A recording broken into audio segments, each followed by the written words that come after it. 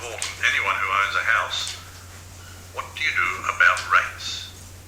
Now, I'm going to ask the obvious question here. If all of these councils and governments have removed the Queen, then lawfully we're not really lawfully obliged to pay rates, are we? Pay rates. That's what I'm saying. But you're doing it is what you call, by paying the rate, you can do it a couple of ways. You can pay the rate out of your bank account, or you can pay the rate with a promissory note. So we're going to move into both areas.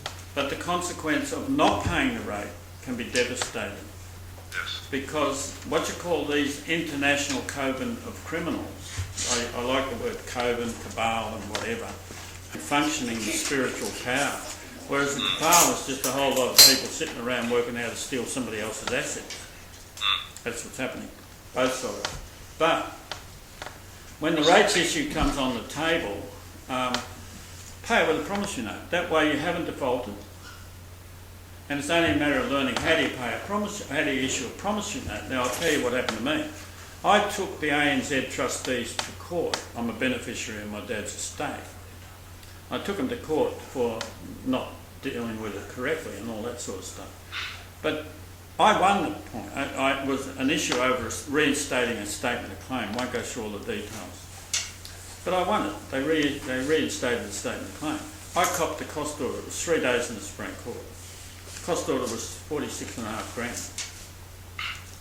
I paid it with a promissory note. I'd never done that before. But I know why they accepted that. Because if they had not accepted it, because of the ANZ, it would have been all re-challenged on the non-acceptance of the note. It would have all come back again. Now I know, and here comes the issue of what most people don't know, your birth certificate's traded to what you call who holds the security on the banks. And I told you who that was. That's the New York branch of the Federal Stock Exchange, Federal Reserve Bank. They hold everything. But here comes the criminality of these suckers.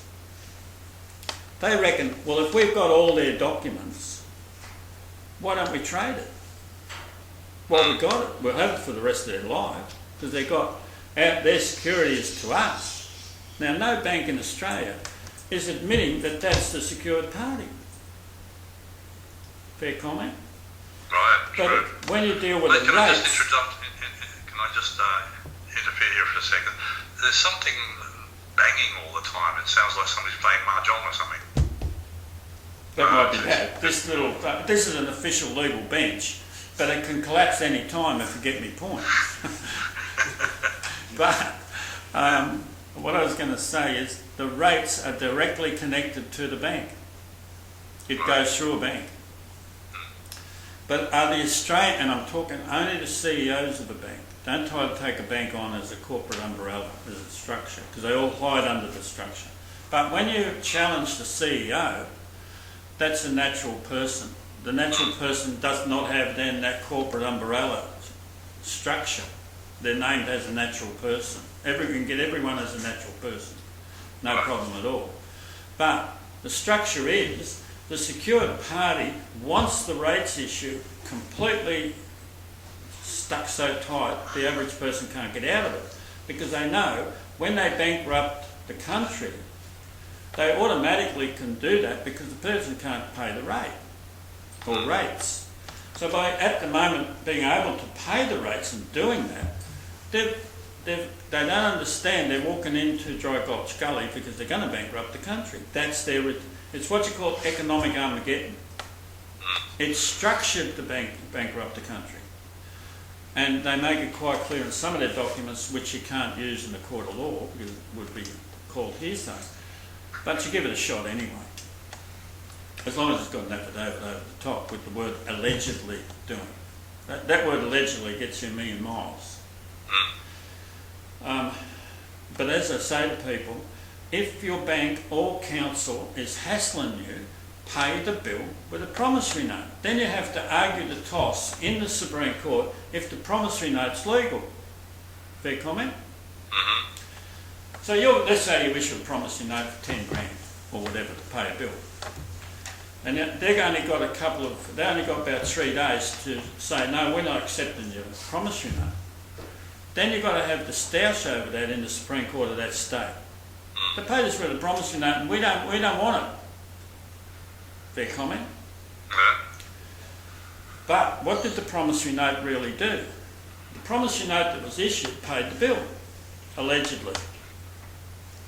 But what you want now is the Supreme Court to rule if the promissory note's legal or not legal. Correct? Yeah.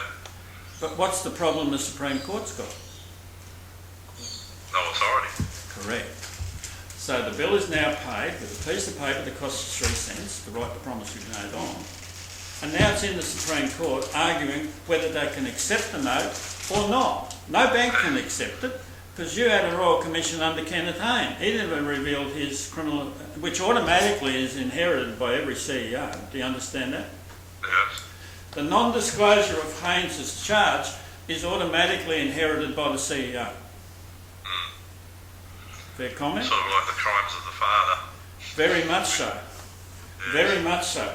But the moment that's on the table in the Supreme Court, the Supreme Court's got the biggest problem it's ever had in its history. Now they would allude, this has got to go, the President of the Supreme Court in Victoria said to me, that was Chris Maxwell, this belongs in the High Court. I said, well, that's a furphy. And he said, like, why? And I said, because the only person who can work grand jury in Australia is the full court of the Supreme Court of Victoria. You're the President. So I'm the informant, we can open the door now. How about we do it now? All the High Court can do is send it back here.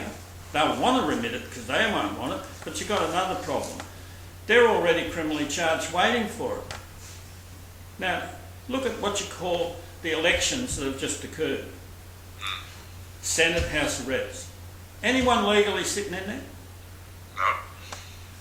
But the High Court's going to hear all that. So we've got 7 judges. Now, I want to ask you a really question. This is why the dates are operative.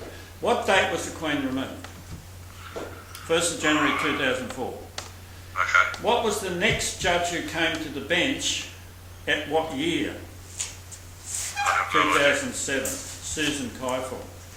All the current 7 have come to the bench after January 2004. What's that saying? Says they have no authority either. Well, who are they working for? Well, The they're working for trustee. the corporation. No, the trustee. Okay. Not the corporation. Everyone's getting billed out, you know. Oh, they're not legal, these corporations and all that sort of stuff. That's nowhere going out and do nothing. No one's charged the corporation. Section 80 of the Criminal Code Act 1995 lets you criminally charge the corporations. It says it there. Anybody done it? Because that Section 80 is the section on treason. The best little bit of law you'll ever see. Nobody's using it. Now you get the state, there's always be a companion state one to that one. Put the two together and you've got everyone in the state, everyone in the Commonwealth under that. Now, what does Section 44 subsection 2 say of the Commonwealth Constitution? They did a thing on Section 44.1 last time, that's the one Chuck Callerton now. But what's Section 44.2 saying? I know it, but I've forgotten. Go on. Okay. The first part of it says attainted of treason. That's the one. Is that every senator? Yeah. Now, if treason is defined as breach of allegiance and you chuck the Queen out, have you breached? The Everybody. biggest breach you're ever going to see. Yeah. Now, I don't give a hoot whether the Queen's consented to that or not. The problem is they didn't ask us. They set up a whole structure and said, oh, if you've got a problem, we can have a referendum or whatever. Yeah. Problem is in that, nobody's doing the criminal process to bring the indictment. Now, under Section 43, that's the simplest way in. A question of fact,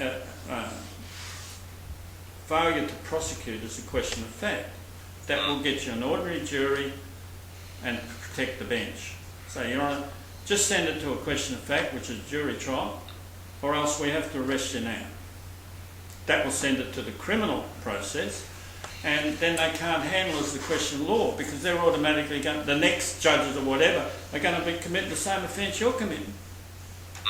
So how about you send it to a question of fact, what you call a trial of the issue, and then we get someone indicted and then we forgive them. There's an amnesty here. It's got to be an agreed amnesty, because if you don't agree with it, a judge said to me in West Australia, "But Mr. Shaw, if you're correct, this will let all the criminals out of jail." I said, "Your Honour, with the utmost respect, all the criminals are currently out of jail." Now that's the point I'm making. How can the criminals be in jail with the Queen? Like if they, I wanted a magistrate to arrest me last time I was in front of them. That's why I stood at the bar table. I said, if I've offended you, I'm standing here if you wish to arrest me. That would make me a defendant. If they send me to jail for whatever, I'll give a really good lecture in the canteen. And they'll all be ringing their legal aid blokes saying, "You better get in here. So I've got a problem. I think I've been sent to jail illegally." Because a lot of them are in there on remand. Do you realise that? Yeah. So you didn't pay your rates, someone said that's a criminal charge or whatever and put you in prison. But but the Queen was removed without the referendum. They couldn't give a hoot unless you lay the charge. Right. So that's your retaliation. Touch me, I'm charging you. Oh, like with what? And then you already have the rollout sheet, what's called a brief, for either the state police or the federal police. And suddenly they're stopped. "Are you saying you can charge me?" I said, "The brief says I can. You're under arrest, mate, because you touched me." They've got to argue that in a court of law somewhere. Now, in one matter in New South Wales, and it's still all relevant to the rates, people they think they have to pay the rates when the rates are a fractional reserve banking issue, because they're all connected to the banks. Right. And the banks are secured by the secured party in New York. Now this is going to be the next session. Yalta. Yalta created all this. That's YALTA. It took me a long time to work out who the hell's blocking all this. Civil and criminal. I have a lot of it in both.